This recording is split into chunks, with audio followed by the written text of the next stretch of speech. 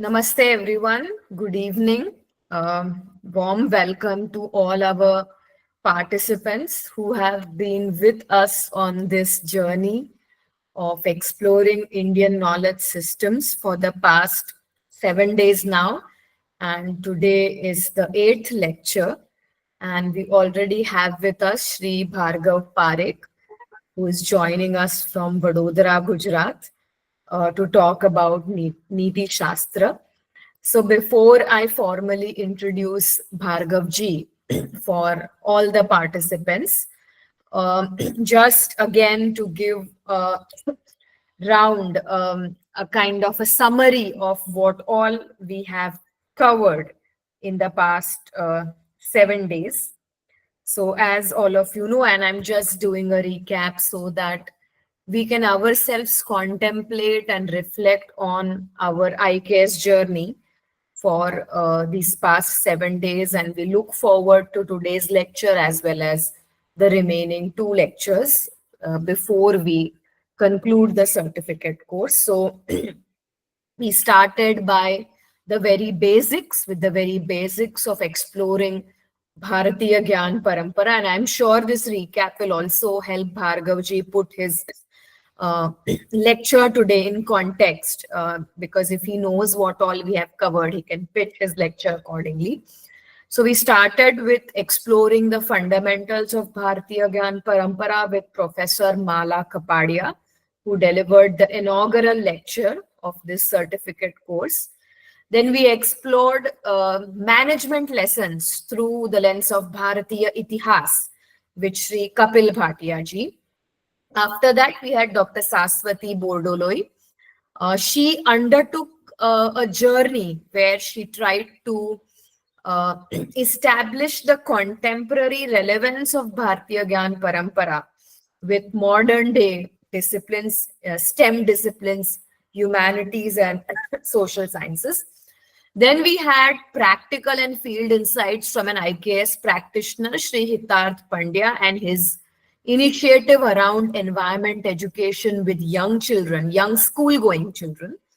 And on the when we ended the first week, we had a lecture by Ms. Shefali Upadhyay, trying to connect the lessons that could be drawn from the Bhagavad Gita with aspects in psychology, especially cognition and emotion. When we began the second week on Monday, we had Shiv Kumarji from Indic Academy orienting us about the foundational elements of IKS, especially in terms of ontology and epistemology. And he explored several important concepts like the 4 Purusharthas, Sthiti, Nyaya, Laya, etc. Yesterday, we had Dr. Kapil Kumar Bhattacharya, and he explored an entirely new domain of how research was approached and pursued in ancient India. And he gave us the fundamental principles and fundamental ideas about research from a Bharatiya perspective and how we as researchers, scholars, faculty members can approach our own research projects and research pursuits from an IKS lens. So today it is my privilege to welcome Sri Bhargav Parekh. And as I will read out his profile and introduce him to this august audience, you will realize that Bhargav ji has a rich experience both in the academic domain as well as in the action in the on-field domain. So Sri Bhargav Parekh is a distinguished professional with a rich and diverse academic background. He has a bachelor's degree in science and law. That's quite interesting. This combination itself is very interesting. A postgraduate degree in human resource management, and he also holds a postgraduate diploma in clinical and community psychology from the Maharaja Sayajirao University of Baroda, Gujarat. He's been recognized for his exceptional achievements, and one among them was that he was awarded the prestigious Chanakya Trophy for 3 consecutive years from 2008 to 2010 during youth festivals at the Maharaja Sayajirao University of Baroda.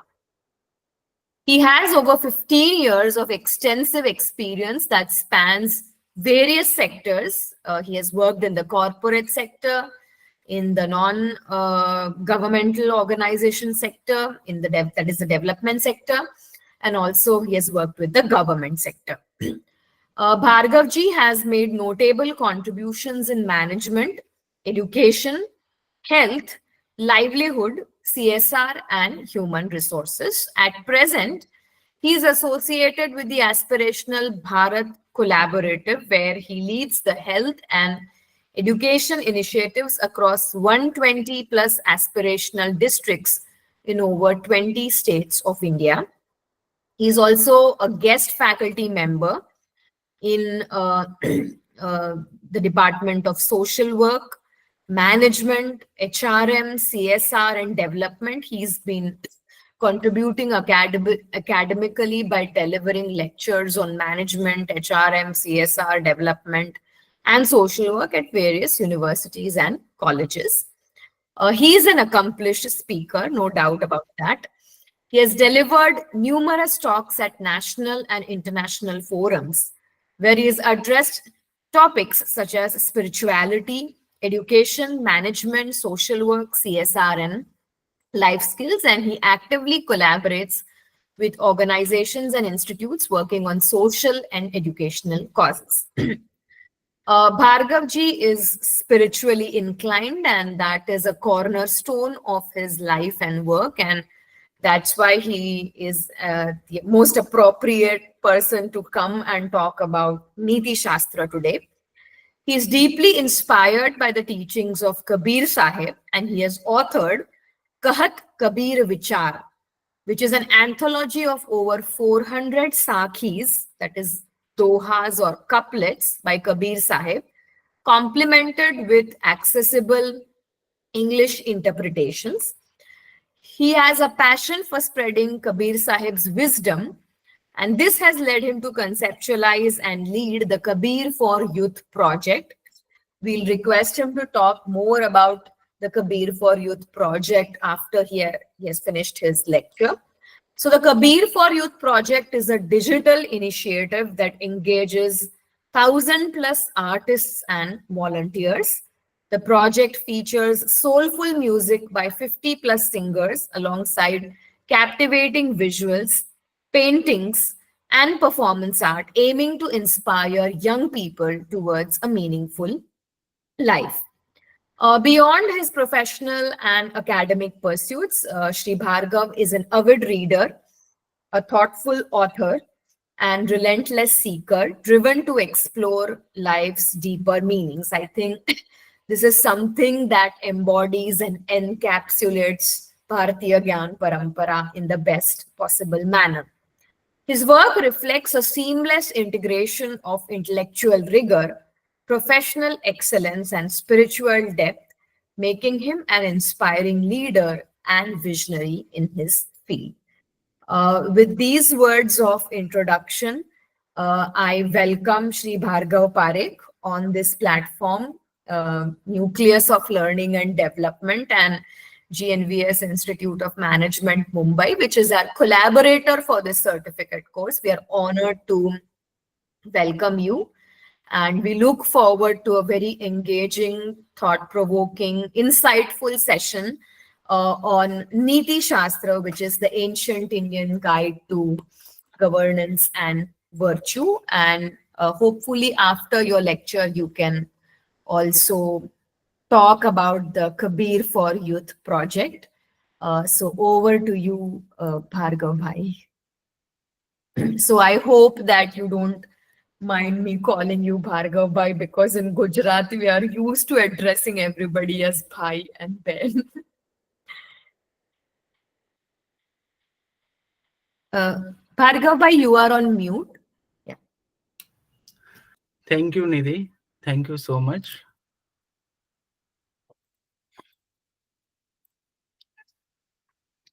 So, hello everyone.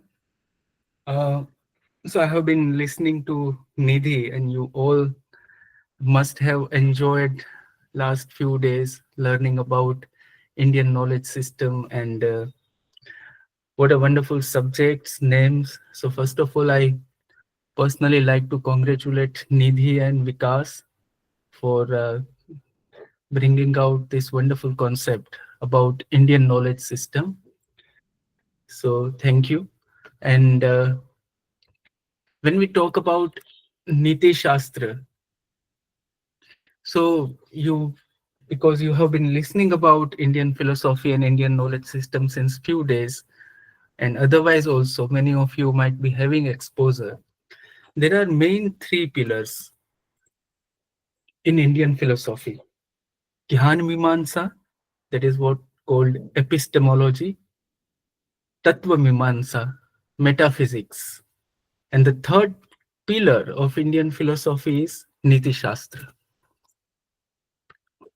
So to talk about Niti, and when we talk about Indian knowledge system, so the first sloka starts with Bhagavad Gita, because Indian knowledge system is mainly based on Prasthantraya, right? And Gita is one of the major pillar for Prasthantraya. So in the chapter 10 of Bhagavad Gita, Sri Krishna says, Niti Rasmi Jigishatam. विजय की इच्छा रखने वालों के लिए मैं नीति स्वरूप हूँ. The one who wants to win in the life, for them I am Niti. So that is how Krishna praises Niti. So that gives us some idea how important it is in the context of Indian knowledge system, Indian philosophy. To understand the word Niti, now here is a problem also and challenge also, because loosely Niti is translated to ethics and sometimes also morality. And there is a difference between ethics and morality also, because ethics has a roots in the word ethos, means character, while Niti is a beautiful word. It comes from the Nay dhatu. Nay means navigate, especially navigating the boat. So when you are in the boat, or you have to navigate through the river. Just like that, in the life, we also need to navigate, because there are challenges, there are good sides, there are bad sides, there is happiness, sorrow, misery, so many things in the life. Everyday new experiences, and many of the time something which we have not imagined. So the question comes, how to respond to that situation, how to respond to that particular moment. And here comes the role of Niti Shastra. So there are some famous Niti Shastra. आपने नाम सुना ही होगा. One of the most popular is Kautilya Arthashastra. Then we have Vidur Niti, when Bhartuhari's Niti Shatak. Then Panchatantra and Hitopadesh are also considered Niti Shastra.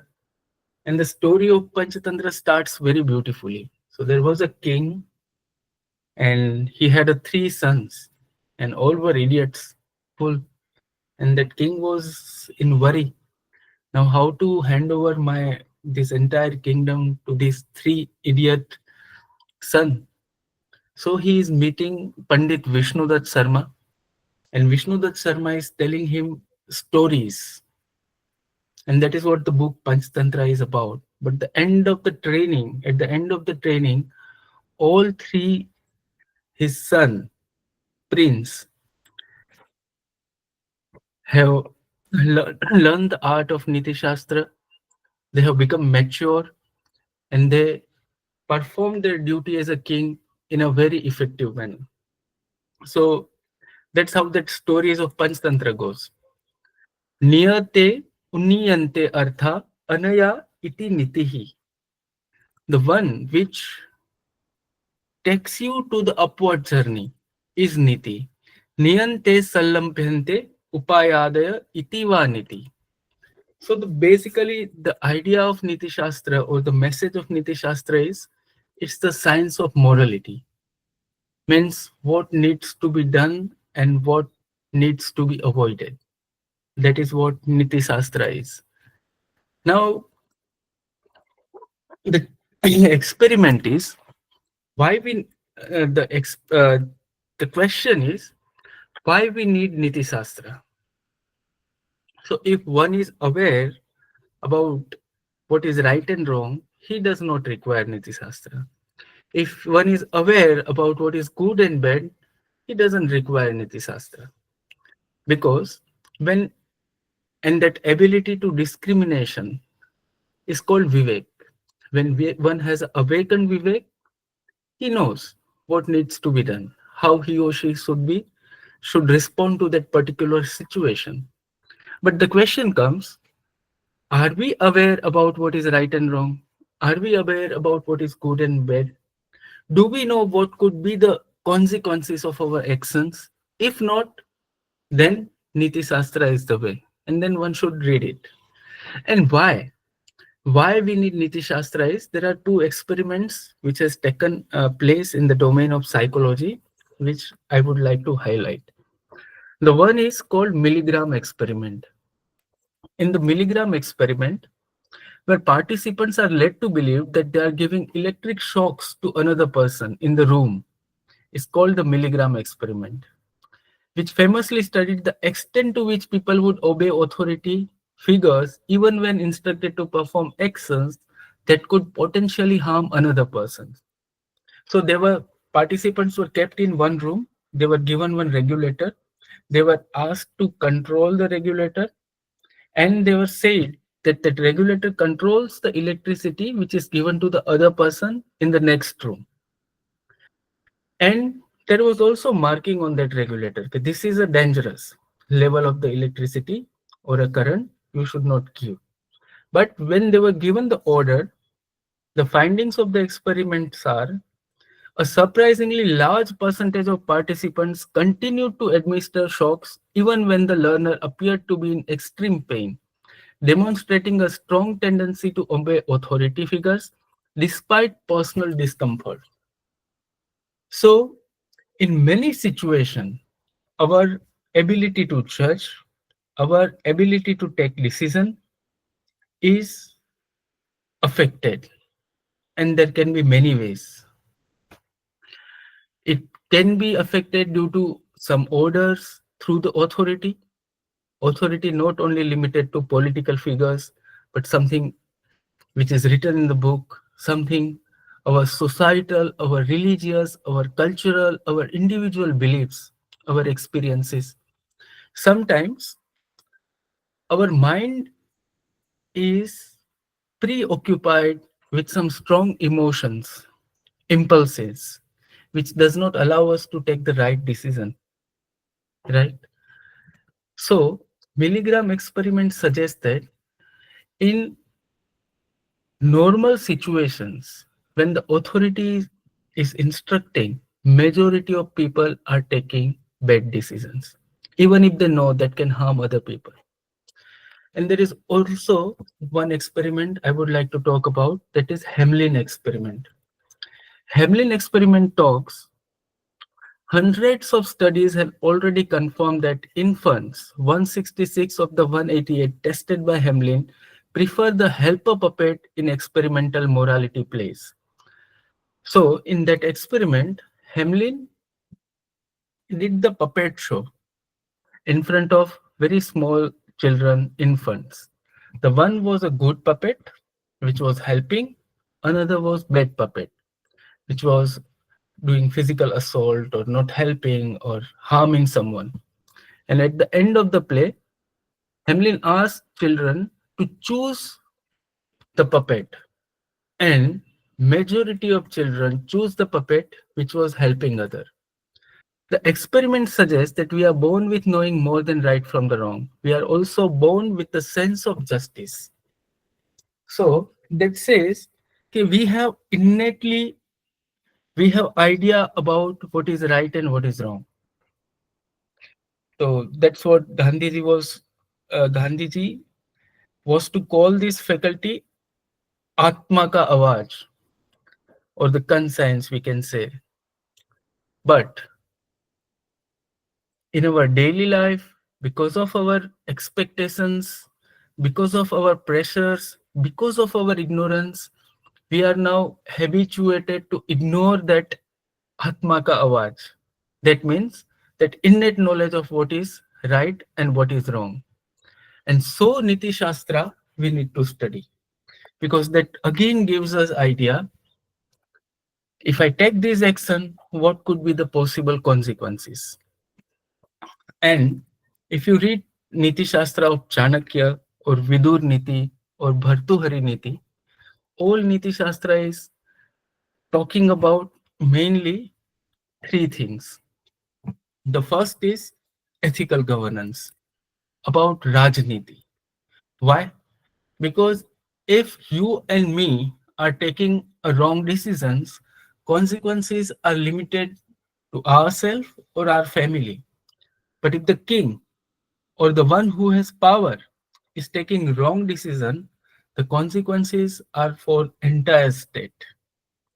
So if you talk about Chanakya Niti Shastra or Vidur Niti or Bhartuhari Niti or Shukra Niti, one of the major portion is about governance, Rajniti, strategies for effective leadership, administration, and conflict resolutions. And it also offers timeless lessons on resilience, diplomacy, and moral integrity. The second part of the Niti Shastra's teaching is moral and practical wisdom, that is, Vyavhar. What needs to be do in everyday life situations, right? Whom should you trust? Whom you should not trust? Who should be your friend? Who is fool? Who is intelligent? And so many different situations in different Niti Shastra books, and it gives us idea about Vyavhar. It blends morality with pragmatic decision making for personal and societal well-being. Principles are still relevant in governance, corporate leadership, and personal ethics.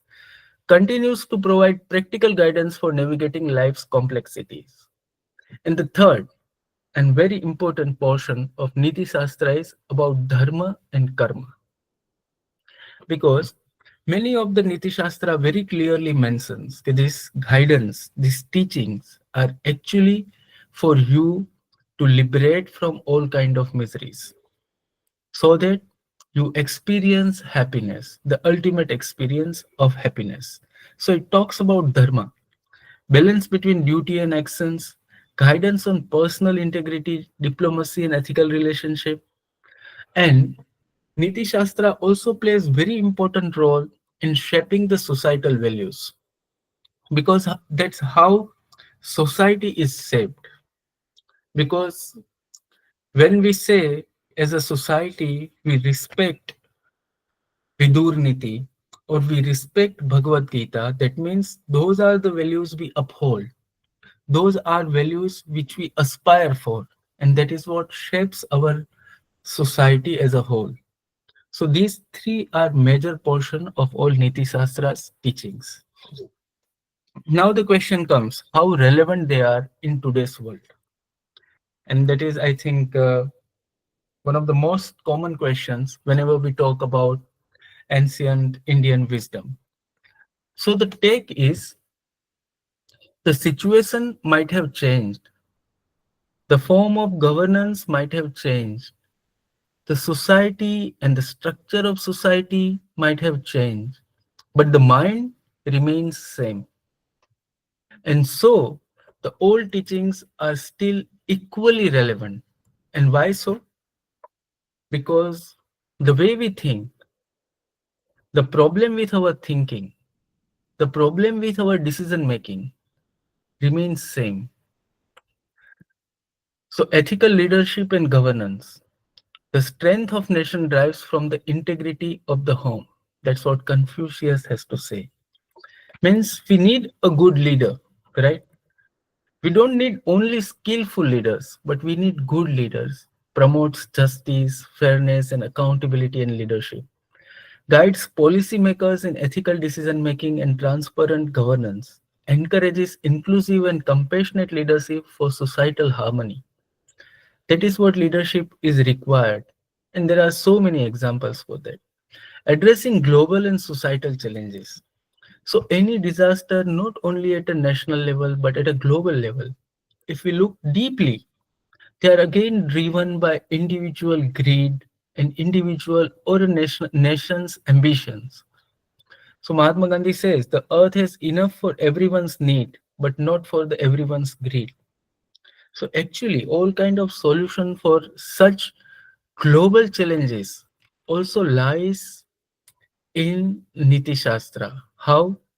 Because Nitishastra talks about the governance framework of governance which is more sustainable, which is based on moral and ethical values, advocates moderation and balance in economic and environmental policies, reinforces societal justice and equitable growth through ethical framework, encourages corporate responsibility and sustainable development. And that is what we required in today's world. So I was recently reading one article that the new generation, Generation Z or Generation Millennials, they lack empathy because of social media. They lack compassion. And Niti Shastra is in a different way is talking about compassion. They are talking about empathy. And one of the important aspiration of any individual is personal growth, realizing the possibilities of one's own self, right? And Niti Shastra also acts as moral compass. It helps individuals navigate ethical dilemmas in personal and professional life, acts as a guiding philosophy for meaningful and principled living. But the beauty of Niti Shastra is it has given different kind of solution for the same situations. And that is what the beauty is. That is not actually Niti Shastras confuses us about, but it gives us freedom. So all stories of Panchtantra, so there are different type of characters. What you can learn is if you follow that particular route of actions, these are the consequences, these are the results. So that choice is with you कि आपको क्या करना है. आप ऐसा करोगे तो you will get these results. आप ऐसा करोगे तो आपको ऐसा results मिलेगा. So that is what the beauty of Niti Shastra is. So to just, I'm not quoting here so many slokas from different Niti Shastras because they are easily available, books are available, but I'm to just give an idea. So there is one slok in Vidur Niti, 7 kinds of fool. So the first is one who seeks to control a person that is incapable of being controlled, one who is content with small gains, one who submissively pays tribute to enemies, one who seeks to impose himself upon women who are independent, one who importunates the wrong type of people, one who boasts having done anything, one who being weak antagonize the powerful, and one who tries to teach a person lacking in conviction. So there are in the first chapter of Vidur Niti, there are main two parts. The first is it talks about characteristics of Pandit, means characteristic of intelligent person. And the second part is it talks about characteristics of fool, idiot. So how to identify? And because this talk is about, it does mentions about governance. So here I'm giving a framework based on Kautilya's Arthashastra. So Kautilya's Arthashastra for good governance, it has main 4 dimensions. So as a leader or as a ruler, you have 4 main duties. The first is Raksha, means you have to protect. You have to protect your state. The second is Vriddhi. That means growth in present day context can be equated to stakeholder value enhancement in the context of corporates. The third is Palana, literally means maintenance and compliance in present day context, law in the letter and spirit, and it also about your how happy your employees are, how nourishing your culture is. And the last is Yogakshema. Literally means well-being, and in Kautilya's Arthashastra, it is used in the context of social security system. And in the present day context, it can be equated to corporate social responsibility. And I would also like to add here, it is also equated with work-life balance of employees, of your team. Because now there is a huge debate going on after some comments from L&T leaders and Infosys leaders about Yogakshema, about work-life balance. But the core of all Nitishastra ends with one thing. And it all Nitishastra says, this is something you should desire for, and this is something you should avoid. But the main dilemma comes just like Duryodhana in Mahabharata. There is a very famous slok in Mahabharata wherein Duryodhana says, Jhanami adharmam nacha me nivritti. Jhanami dharmam nacha me pravritti. That means I do know what is good, but I'm not able to engage with that. And I do know what is bad, but no, I'm not able to drop that. So Niti Shastra says these are the actions which are desirable, which will do good to you, which will do good to the society. And these are some actions which will harm you, which will also harm the society. Consequences are not good, right? So they act as a moral compass. But the challenge comes how I will be able to follow, right?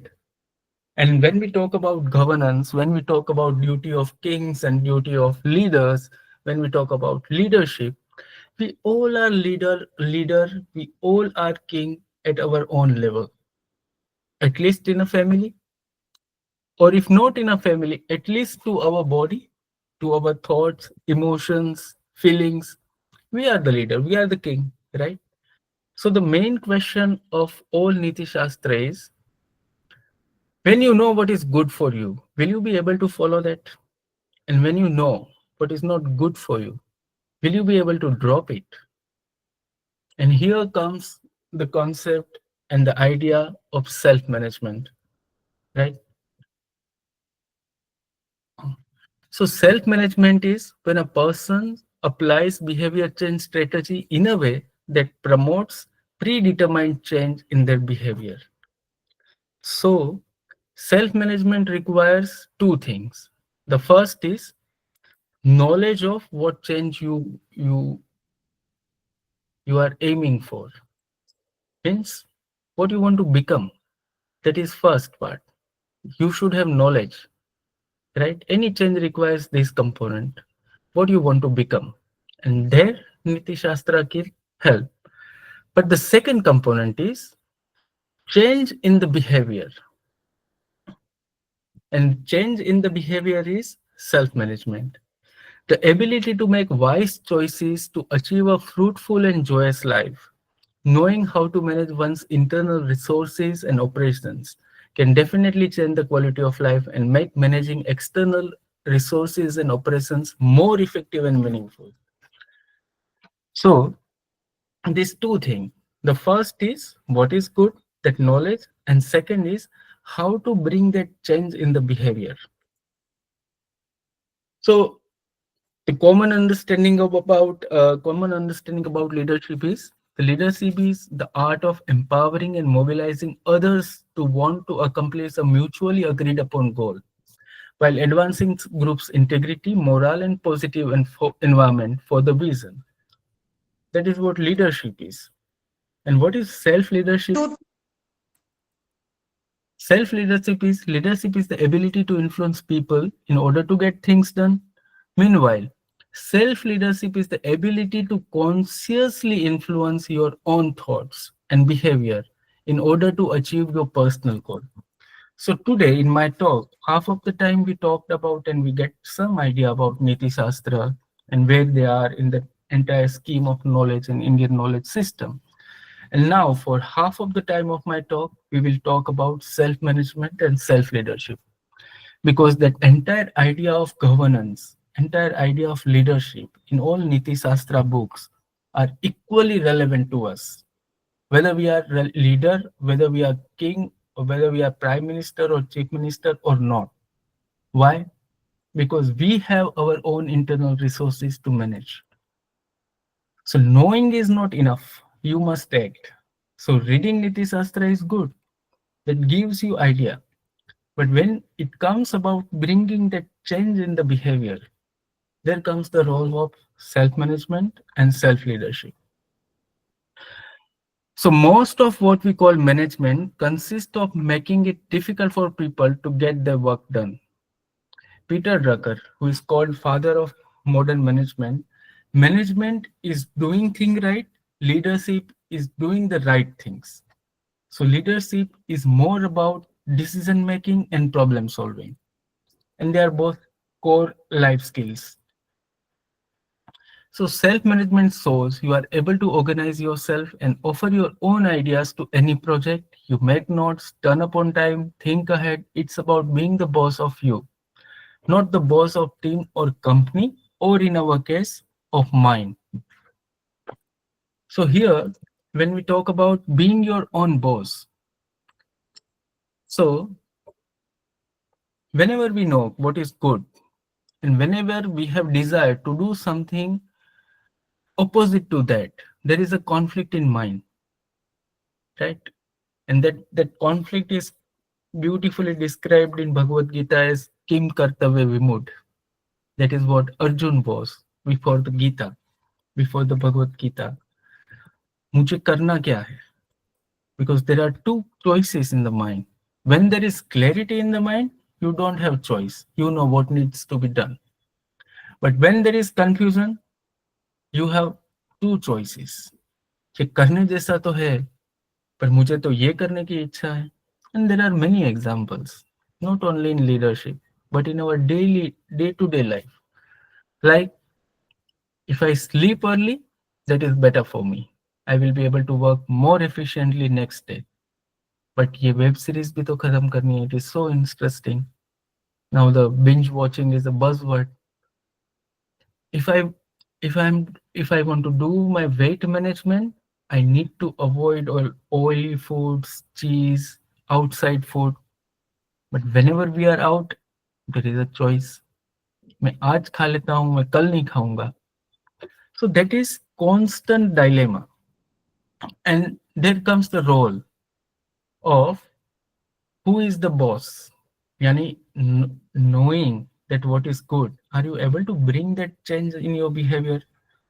Or you are not the boss, but your mind and your desires are your boss. So Kabir Sahib, because Nitishastra is not only limited to Vidur, Bhartuhari, and Chanakya, but in the our Sant Parampara, in that entire Bhakti movement, Nanak Sahib, Kabir, Raidas, they also talked about Niti in very simple language, in public's language. So if you go to any state in North India particularly, or in South India, they have different saints. They might not be knowing Sanskrit sloka from Niti Shastra, but they must be knowing simple doha or sakhi of their local sons or of Kabir or of Tulsidas ji, which acts as their moral compass, right? So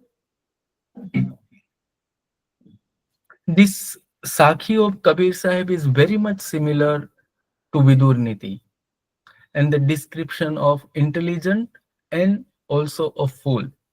So Kabir Sahib says, काम क्रोध मद लोभ की जब लग घट में खान क्या मूर्ख क्या पंडिता दोनों एक समान. A scholar and a fool both are equally unwise and essentially same if deep down inside them they are having a mind, a bottomless mind with inexhaustible supply of passion and anger, arrogance and greed. So in HR, we say that people are hired for their technical competencies, but people are fired or promoted because of their behavior competencies, right? how good you are as a team player, how good you are as a manager, or in our context, how good you are as a family member, how good you are as a brother, as a husband, or as a wife. So Kabir Sahib says, it both are equally same, a scholar or a fool, if if they have inexhaustible supply of passion, anger, lust, and greed.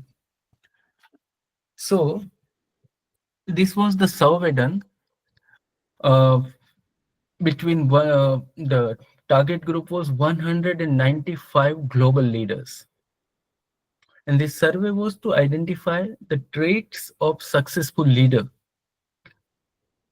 competencies, and all competencies were grouped in mainly five themes. And the first trait or the first group is strong ethics and safety. So, what actually makes a leader successful and a good leader is their idea and their behavior about ethics. So, ethics, and this survey was published in Harvard Business Review. So, in modern management science, also, it talks about ethics. And that is one of you can see this data. The 67% has high ethical and moral standards, the trait of successful and global leadership. But the question comes, how to change the behavior, right? So, yani when we know what is good, now how to act on it? So, behavior is something which we can see and experience. And so, it is getting targeted very easily. But our behavior is not so easy, it is very complex. It has very deep down roots. So behavior is visible, but the behind behavior is our behavioral intention. And behind that, what is our attitude is, what norms we believe deeply in ourselves. Behind that is our belief pattern. Belief pattern is based on our experiences. It is based on which kind of people we hang on. It is based on what we watch, what we read, what we accept. And behind that is values, what we value. And that's how that our behavior is determined. So when one wants to change behavior, the best way is to understand one's own behavioral patterns, to understand one's own value orientation, and knowing that is sufficient. Because when you know why my behavior is particularly like this, when you know deeply, when you know the entire chain of your that particular behavior, then you have control and then you have freedom to choose the different action. So values, it's a very common word, and we know that it's a principles and standards. The priorities individual and society attach to certain beliefs, experiences, and object in deciding how they shall live, what they shall treasure. It is not merely cognitive state of mind, but to a whole person decision readiness or disposition to act in a certain ways given the opportunity. So values is actually what is valuable to us deep within. So why I'm again and again highlighting this is because what we say, what we believe, and what we do, all three things are different. We generally, people and us, we lack in integrity. So we say कि मुझे तो life में बहुत अच्छा काम करना है, बहुत आगे बढ़ना है. But what we actually value is not doing anything, laziness, procrastination, not doing what is required to do. So we say something, but deep within we have different kind of values, different kind of priorities. And unless we understand those values, we cannot change our behavior. So there are two approach, the outside in approach and inside out approach. The most effective way of behavior change or happiness is inside out approach. Because if you act on behavior, that is something which is visible. The change, there can be a change, but it cannot last because seeds and roots of that particular behavior is yet not understood and they are yet not changed. So when we talk about personality development, how to speak, how to sit, or how to walk, that is good. It is part of etiquette, it is required. But that is a change on a very outer layer of entire problem. The second comes character building. Character is our habits, what we do regularly and in a routine. But again, the deep within is our attitude toward the self. What do we what do we believe? Because yet we don't know about ourselves. And for that inside out approach, for behavior change, there are two main tools. The first is self awareness, and second is self management. Awareness about the way mind works, and the self management is ability to use the resources effectively. What kind of resources? We have two resources, time and energy. So the people who are good in self management, there are some characteristics, right? These are again drawn from the Nitishastras, different Nitishastras. They mostly take their own decision and set personal targets. They have foresights, makes the right decision and choices on his own. They exhibit dedication toward achieving his goal and they do achieve. They are good in time management. They are able to prioritize and commit. They are able to motivate themselves and sees no dependency to on others. They have stronger relationship. They are more creative. They are more confident. They are better communicators. They are less likely to lie, cheat, and steal. They perform better at work and are more promotable. They are more effective leaders with more profitable companies. So people who have good self-management, these are characteristics and these are also possibilities. So self-management is not only about sitting silently and experiencing happiness. Yes, that is core of it, but that is not limited to it. If the person has a good self-management, there are very high chances that he will also be successful in professional life, in social life. Why?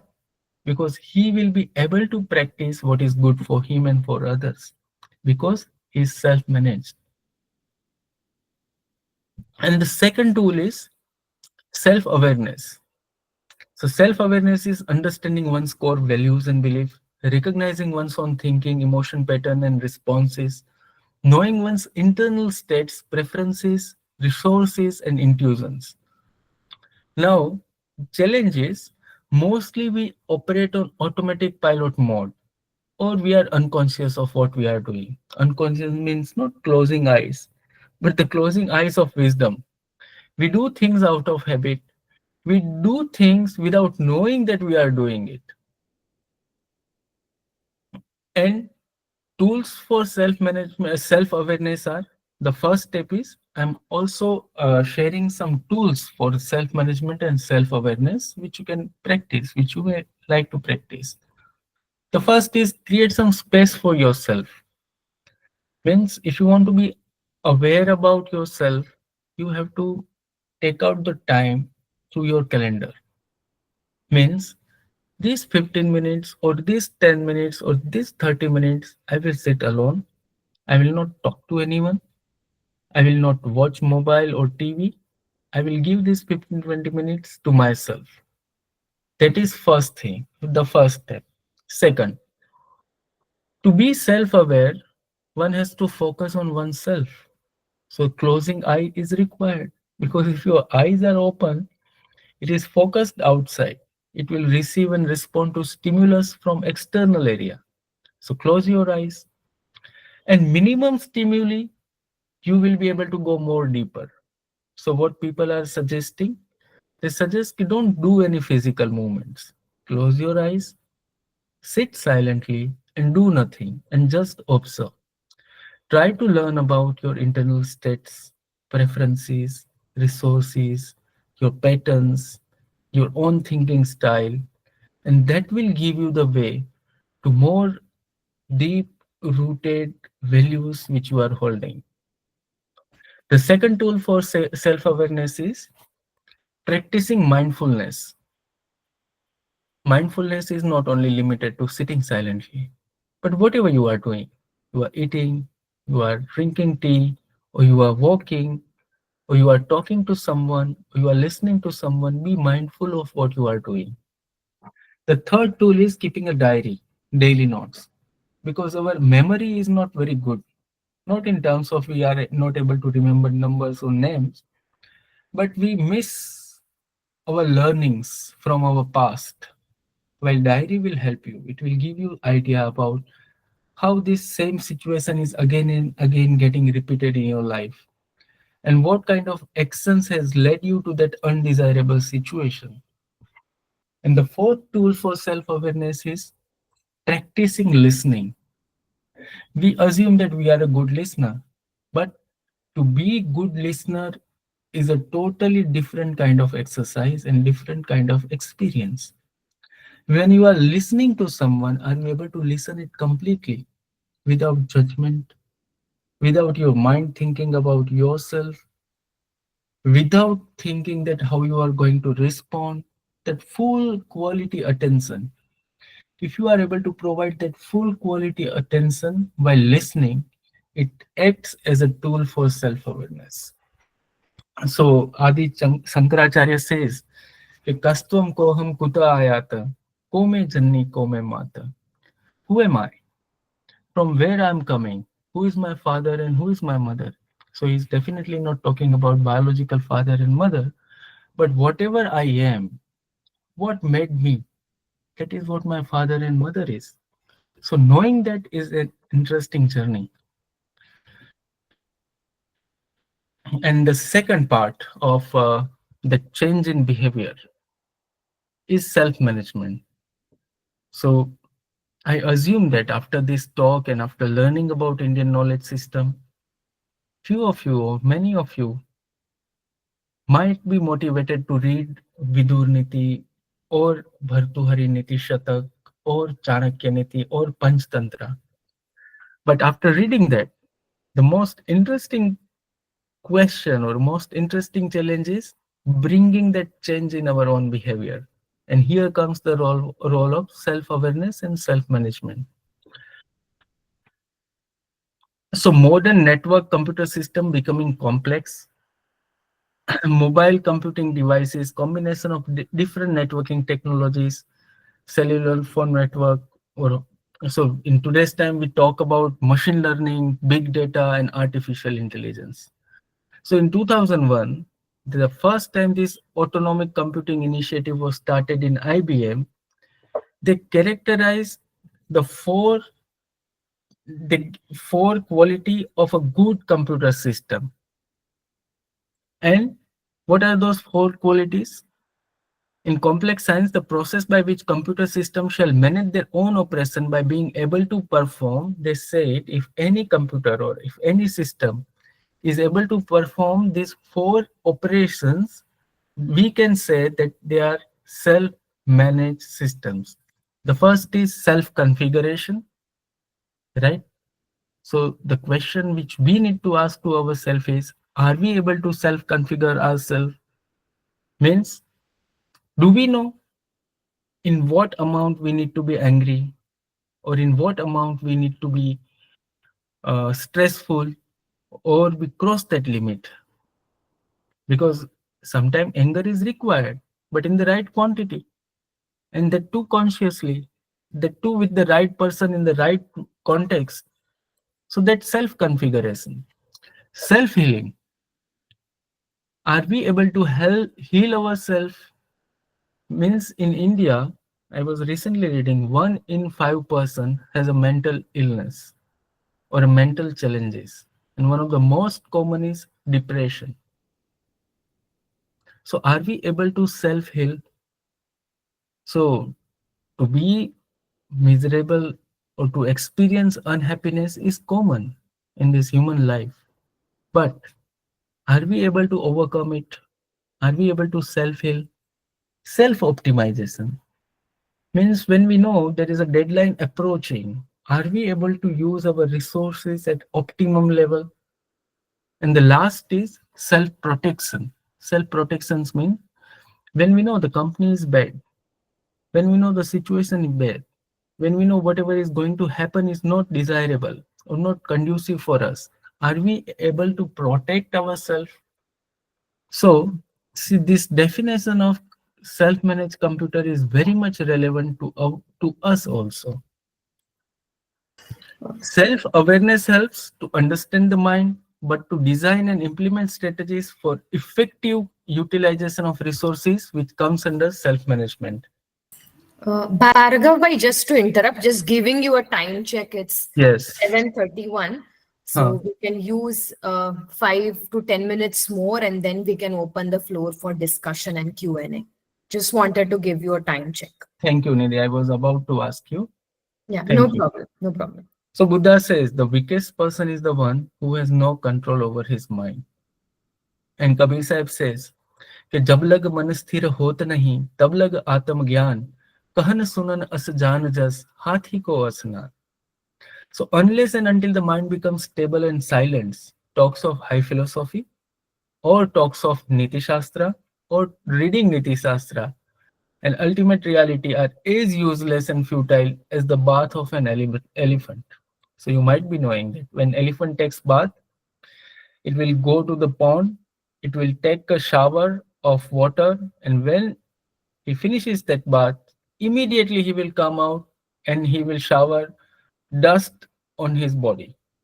So it's just like a hathi ko asnan.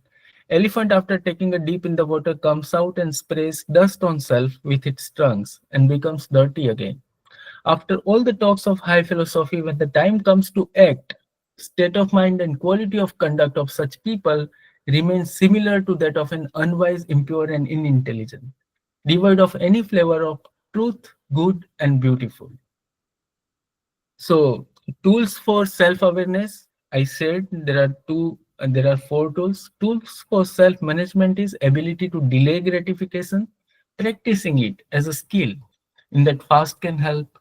Many, yani the small sankalp.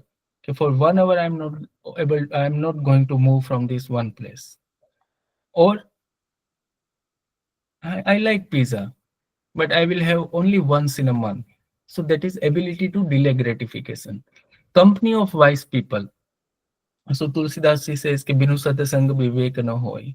So being with more knowledgeable and more experienced people. This is also possible by reading. Time management. Approach small to big. Don't take big challenges. Take small actions, build confidence, and then move to the big. Reflection and learning, clarity of purpose, and self-observation. So based on my understanding of Niti Shastras and my reading, I have comprehended these 7 filters. Means whenever you have confusion, ये मुझे करना चाहिए कि नहीं करना चाहिए, what to do, what not to do, use these 7 filters. The first is Satyam, truthfulness. Is there truthfulness of thought, speech, and deeds? The second is Shivam, goodness and benefiting. Is it good and benefiting for one's own self and others? Ask this question. The third is beauty and aesthetics. Is it in proportion? Means I'm not less doing or I'm not overdoing it. Ahimsa, non-violence. Is it harming one's own self and others through thoughts, words, and action? The fifth is asteya, non-stealing. Am I using which is rightfully belonging to me? Brahmacharya, following the path to attain higher values. Is it impulse driven or excessive indulgence in sensory pleasure? And the last filter which one can use is non hoarding, aparigraha. Is it necessary or luxury? So, this is based on my understanding of all Niti Shastras. Okay, for any confusion in life, if we use these 7 filters, that will definitely help us because these filters are based on eternal values and which are beyond time and place. So we are talking about Niti Shastra. So in the very first chapter of Kautilya Niti Sutra, the first sutra is Sukhasya Mullam Dharma, means happiness resides in dharma, right conduct. Dharmasya Mulam Artha, means Right conduct is only possible when you have resources. Earth means शरीर के बिना तो साधना भी कैसे करोगे. अर्थस्य मूलम राज्य. The sustainability of resources depends upon the rajyam, good governance. Rajya moolam indriya jaya. The good governance is only possible when the leader has the control over his impulses, his emotions, indriya jaya. Indriya jaya se moolam vinaya. That is possible when one is humble. Because when one is arrogant, learning is not possible. Vinayasa moolam vruddhopaseva. That humility, that humbleness comes by being in the company of wise people, vruddhopaseva, who are experienced in knowledge, not only in age. Vruddhopasevaya vignanam. When you are in company with more experienced and more knowledgeable people, you learn. Vignanam. You learn the special knowledge. Vijnanenatma sampadayet sampaditatma jitatma bhavati. And through that special knowledge, you become hero in the life. You become winner in the life. So, these are some readings. I will share my PPT. Understanding desire, self-awareness is the key. And habit reversal training, because it is all about you have to reverse your habits. So there are 5 steps: awareness training, competing response training, motivation and compliance, relaxation training, and generalization training. I will share this. So let us end this with beautiful Sakhi by Kabir Sahib. अपने विचार असवारी कीजे, सहज के पावड़े पग धरी लीजे, दे मुहरा लगाम पहिरावहूं, सिकली जिन गगन दौड़ावहूं, चली वैंकुट तो ही लई तारूं, थकहित प्रेम ताजने मारूं, कहे कबीर अस भल असवारा, वेद कितेब दोउन ते न्यारा. So this Saki is talking about mind management, self-management. Kabir Sahib is saying who is good rider? Yani, in many times our mind is compared with horse. It's like a horse, and you have to be a good rider. So Kabir Sahib is talking about qualities of a good rider. So Kabir Sahib says only that horseman is good who can ride unruly horse, and our mind is definitely unruly. Be a good horseman. Be free from all the shoulds and should nots, and ride your wild runway minds. Put the beat of naturalness in its mouth. Sahaj ke pavade, naturalness. The pedal of spontaneity on its back. That is what called pratyutpannamati in Panchtantra. Your foot in the stirrup of effortlessness, sahaj, depleting all its unrest ego through love. Yani, thakahita prema tajne maru. Whenever your mind is not ready to follow you, give it a love. And ride your wild runaway mind all the way to heaven, to the state of bliss and peace. So at the end, be the change you want to see in the world. And if you want to be a good leader, if you want to be a good manager, that change, or if you want to be a good citizen, that change actually starts with the self-awareness and self-management. It's not what the software does, it's what the user does. Right? Jagat janayo jihi sakal, so jag janyo nahi. क्यों आंखें सब देखिए आंखें न देखी जाही. A phone is not truly smart until it can take a selfie of itself. यानी जगत जनायो जी सकल. So through these eyes we can see whole world, but we cannot see the one who sees through the eye. वो आंख से हम देख नहीं सकते हैं. So thank you Vikas and thank you Nidhi for this opportunity, and here I end my talk. I will welcome any comments, reflections, Before questions. before we take questions, as in the beginning, as Nidhi mentioned about elaborating about that Kabir for Youth project. Please Yes. explain. Yes. I think that will be very helpful and useful for all our participants since you have delved deeper into Kabir ji's philosophy. and the programs that you're arranging around it, and especially engaging young people into it. If you could explain how it started, what was the inspiration, and what kind of programs are you doing through the project? Thank you. So, Nidhi, Vikas was one of my initial thought partner for this journey of Kabir for youth. That's So, great. Vikas, would you like to share something about it, how it started? Then I will definitely share. You So, please say it. From horse mouth, it sounds better. so fortunately, when we were in college in MS University, somewhere around 18, 20 years back, we met one wonderful saint, Padmanabh Sahib in Baroda. So our entire idea about enlightened being or how master should be. So when we met him, it was like कोई ज्ञानी हो तो ऐसा ही हो सकता है. So that's what was the emotion deep within. And every day we were meeting. Every Saturday we will meet. We will cook together, meditate, and play together with him. So at that time, I started sending Sakis to friends. Sakis, couplet, dohas, those two lines of Kabir, which I like. And at that time, WhatsApp was not there. So SMS से हम भेजते थे. So few of friends requested Sahib, please translate these Sakis in English so that new generation which is not comfortable with Hindi, even though the Kabir Sahib Hindi is very simple, they can understand. So Sahib started translating, and the purpose was translating them like SMS. SMS में at that time was word limit. तो उतने ही शब्दों में वो translate करके he used to send, and so that's how it started. And somewhere around 2015 he left his body, and we all friends, I think if Chirisha is also here, we continued that initiative, and we also translated somewhere around 200 Sakhis. And one of our patron Bikhu Bhai and Sitanshu Bhai, they suggested कि बेटे you publish the book. तो वो जहाँ जहाँ social media पे हमने रखी थी उसको पूरा कंपाइल करके we published the book. So we published the book in 2022 or 23.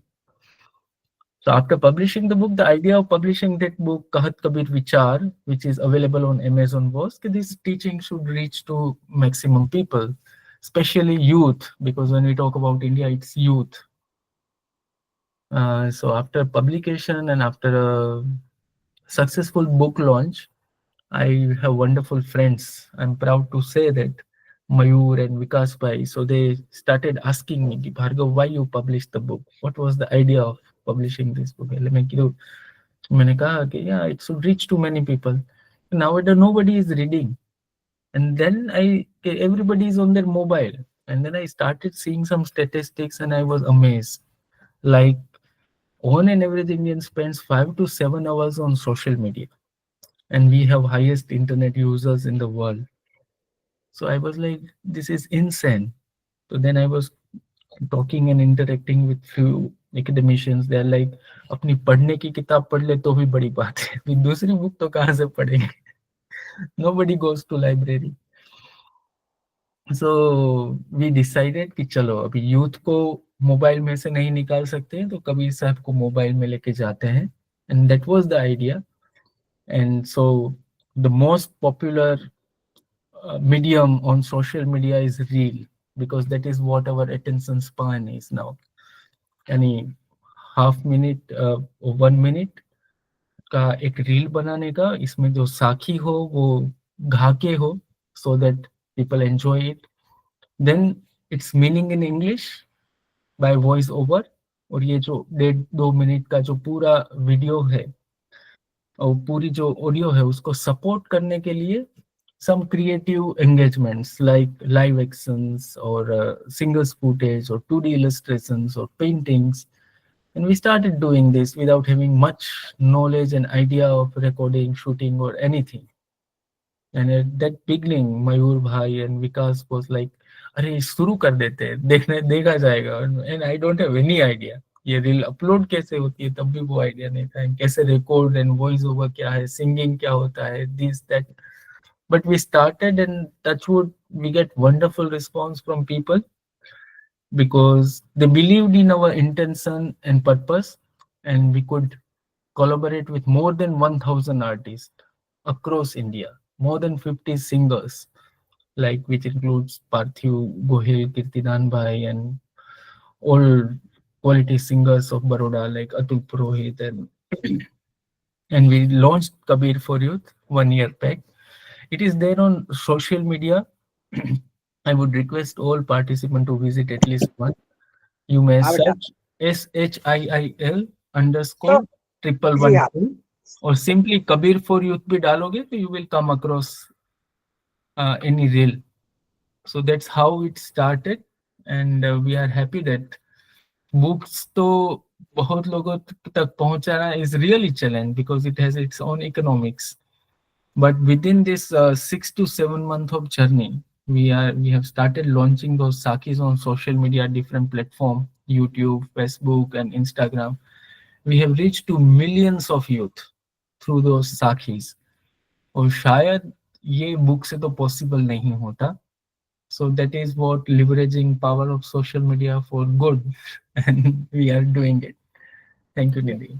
Thank you. Yes, I think that's leveraging the power of modern technology so that our ancient wisdom reaches out to more and more people. That's I was very excited to hear about the Kabir for Youth project. So now we are opening the floor for question and answer and discussion. And thank you, Bhargav Bhai, for this wonderful elucidation. When you started the lecture, I had some presumptions about Nitishastra, and I thought that the lecture would cover the macro elements of governance, leadership, democracy, which you of course did. But I think you also wonderfully weaved in aspects of self-help, self-management, self-awareness, which is extremely useful. And I think through your lecture, the most important takeaway for me is that when you think of Indian knowledge systems, it is so wide, it is so all encompassing. I don't think that there is any domain that IKS leaves unaddressed. It talks about the macro aspects, it talks about complex aspects like ethics, diplomacy, governance, but it also talks about aspects that are so close to you, how you can make your life better, how you can make the world a better place to live. So that is what I think makes Indian knowledge system very, very fascinating. So let's start with, I think there was one comment by our participant Manish ji in the Nidhi, chat.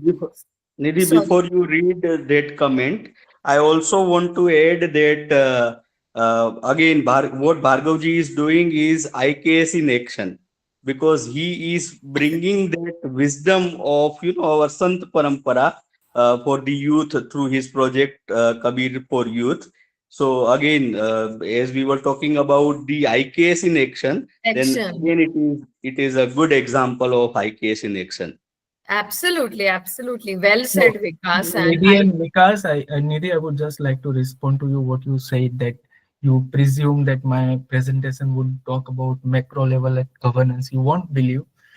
Today at 1 o'clock, I deleted that presentation जो मैंने पूरा governance और उस पे, because I realized that now in Google, if you डालो विदुर की नीति shloka with English meaning, you will get it.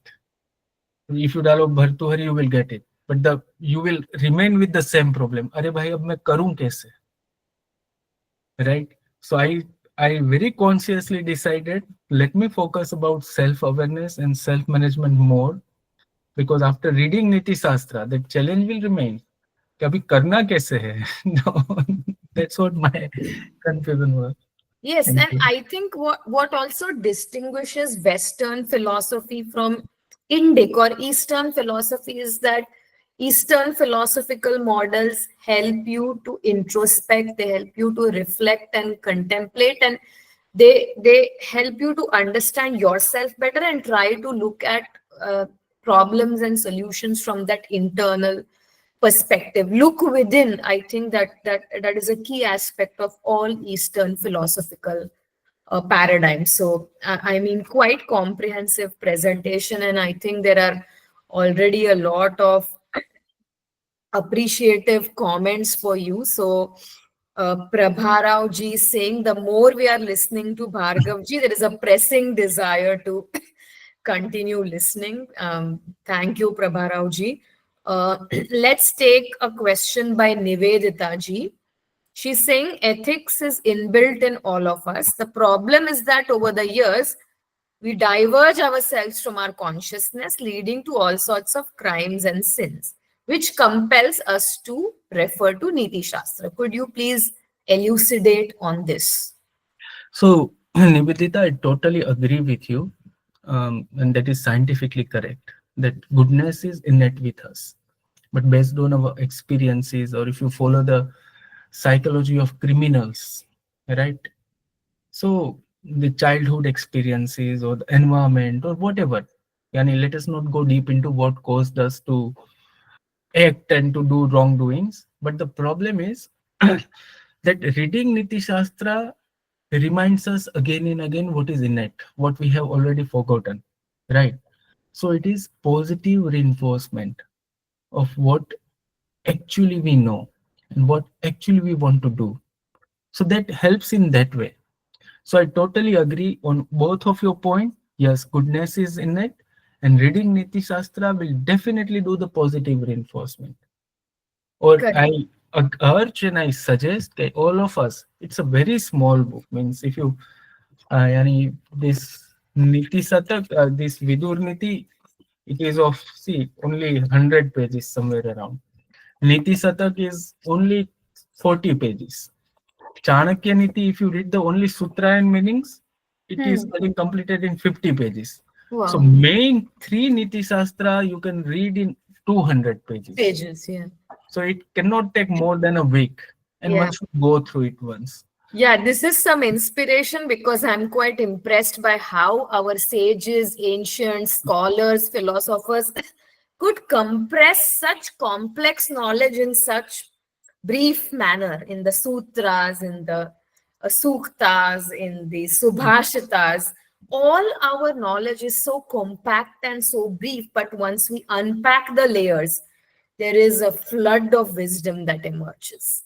So yes, that I'm taking this inspiration back home. This is my takeaway. Pick up one of these Niti Shastras and start reading. Okay, let's take the next. So Ayushi ji is saying the session actually made me think about what kind of a rider I am. Great. I think if this session has helped you to reflect and introspect, that's great. Samskriti ji says the more we are listening to Bhargav ji's talk, deeper we are getting into introspection and intrapersonal communication. I think yes, because self-management and self-awareness is so much about intrapersonal communication. And participants, if you could relate today's lecture with yesterday's lecture by Dr. Kapil Bhattacharya ji, he also spoke about interpersonal, intrapersonal communication and the research methods and research techniques that were prevalent in ancient Bharat. So I think we need to form this link between the different experts, what they have spoken, and how we can connect the dots. Okay, Manish ji, Bhargav ji, this is just to bring to your notice. One of our participants, Manish ji, is not in the meeting now. He brought to notice the values behavior pyramid, which can be seen in conjunctions with the Dilt's logical levels inventory, which I think he called the DLL inventory, which looks at 6 levels: environment, behavior, capabilities, values, identity, purpose, spirit. I'm assuming that this might be some kind of management framework. And again, there is scope for IKS researchers and scholars to offer a comparative perspective between the modern management mantras and what our ancient wisdom has to offer. Okay, let's take the question by Dr. Palu Joshi, madam. She's asking, can you please shed some light on how the values of Niti Shastras, which are propounded for a monarchical system, can be incorporated in the modern day democratic system wherein the functions of state are very dynamic? Very good question by Dr. Palu Joshi. Thank you, Dr. Palu Joshi. It's a beautiful question.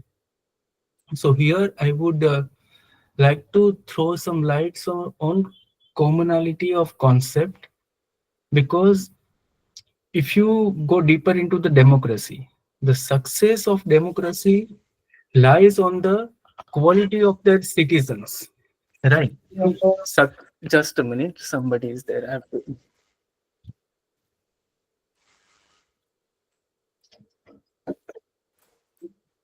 Half a Um, minute.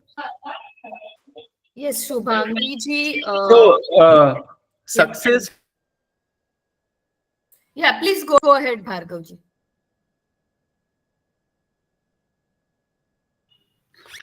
So, Doctor, I would like to highlight the success of democracy lies on quality of the citizenship. Means that quality of citizenship will decide which kind of leaders will democracy deliver.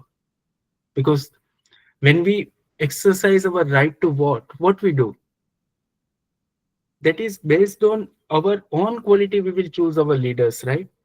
यानी एक साड़ी के बदले vote दे देंगे, एक दारू की बोतल के वोट लिए वोट दे देंगे, तो डेफिनेटली हमारे लीडर्स भी क्रिमिनल्स ही रहेंगे. So, for in the context of democracy in the modern world also, if one individual is changing, it will definitely affect the entire society. So I have focused more around self-transformation and self-management. यानी in monarchy for raja and कर्तव्य that is good. पर आप अपने शरीर के तो राजा हो ही, आप अपने परिवार में तो मुखिया हो ही. You have your emotions, time, and thoughts to manage, right? So if you are a good manager, if you are a good governor, you are successful in your role. So it is equally perfect and perfectly fitting in today's world, because that human mind is not changing. That is same. Situation is changing, time is changing, but our emotions are same. Lust is same, anger is same, passion is same, right? Yeah, I'm hopeful that it is useful to you, Dr. Palu.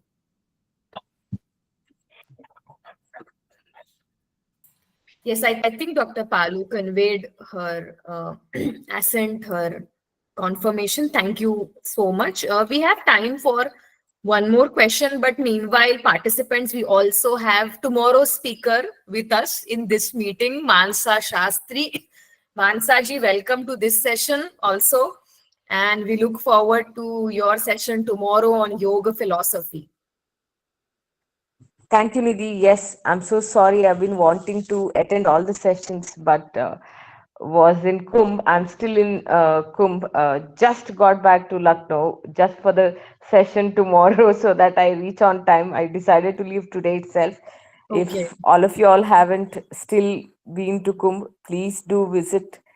You get to see different shades of Bharat, and wonderful experience and feeling.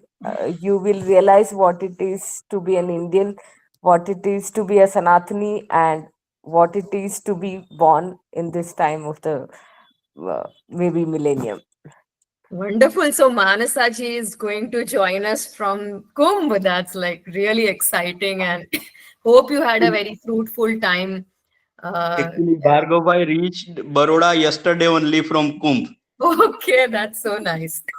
That's so nice. Yeah. That's so nice. Wonderful. So we would also request Manasaji to share her experiences of being at Kumbh tomorrow. Uh, there was some request for material which I saw, and I think Bhargav Bhai has answered the question. So, but I think the three Nitishastras that he projected on screen. So, Bhargav Bhai, one question: when we read these Nitishastras, and I'm just curious, uh, would it be recommended to read it in English or in our own language? Because I saw one book was in Gujarati. Yeah. So Gita Press Gorakhpur translation is good for Yeah. Vidur Niti. It's an authentic one. While searching on Google, I found some not very good translations, particularly in English, because they miss the context. So for Vidur Niti, I would definitely suggest one should go for the Gita Press Gorakhpur. For Panchtantra, and the most authentic is by Chokhamba Vidya Bhavan, Chokhamba publication. It is based in Varanasi.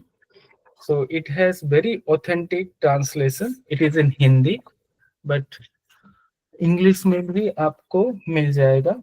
But for Panchtantra, one should go for Chokhamba. This is the book. This is how it looks. It is available on Amazon. Okay, that's For, great. for Vidur Niti, one can go for Gita Press. For Chanakya Niti, you will find ample of publications. So Correct. you 2-3, so you will get better idea. And Correct. Nitishastra Bhartuhari, I have in Gujarati. I don't have any idea if it is in Hindi or must be available. Correct.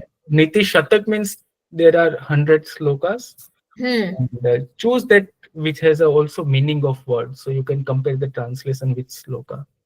Yes, I think it would be helpful if these links can be shared with Dr. Vikas and Dr. Vikas can pass it on in the group, especially the publications that you have recommended. We have one recommendation from one of our participants. Kathanji is recommending for Arthashastra, R.P. Kangle is my recommendation. Thank you, Kathanji. Well noted. Thank you so much for this recommendation. So great. So if there's no other question, I would like to now close this session, and I invite Dr. Vikas to offer the closing remarks for this session.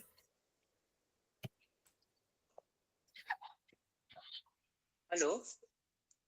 Hello. Thank you, Bhargav Bhai, for enlightening us with your knowledge, and we are grateful to you for agreeing to join this certificate course. And I also would like to remind you for a commitment that you have made to become a resource person for an FDP. So we would be having you on our platform again for an FDP. And thank you very much for joining today. Thank you, Dr. Nidhi. Thank you, Dr. Vikas.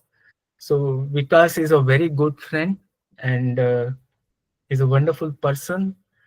Dr. Nidhi, I remember through very different ways, in a many ways, but not directly. So I met your father while Yes. launching Kabir for Youth.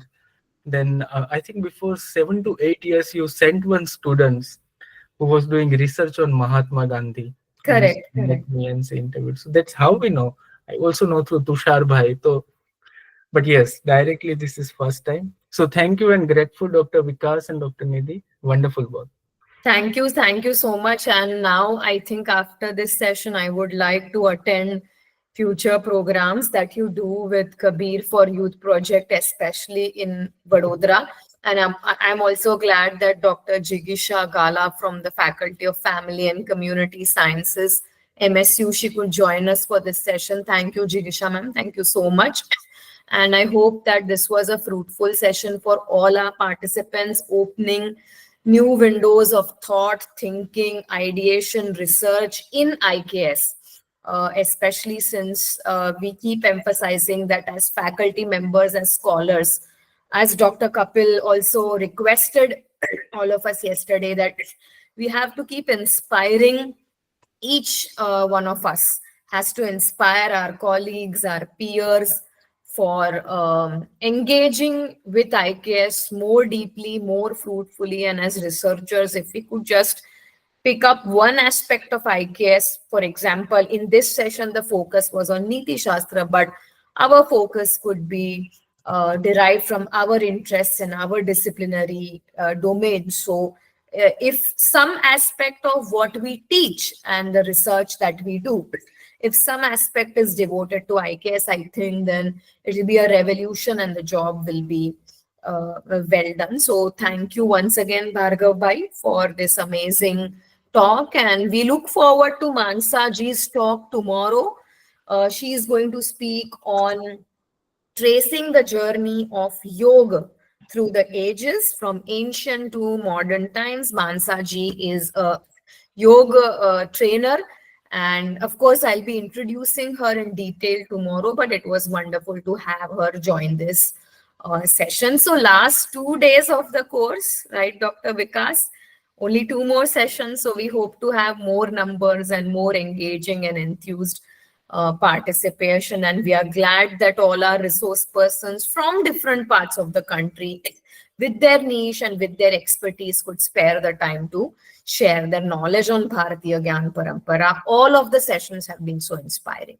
Thank you, Bhargavji, and namaste. Reminder to stop the recording. Yes.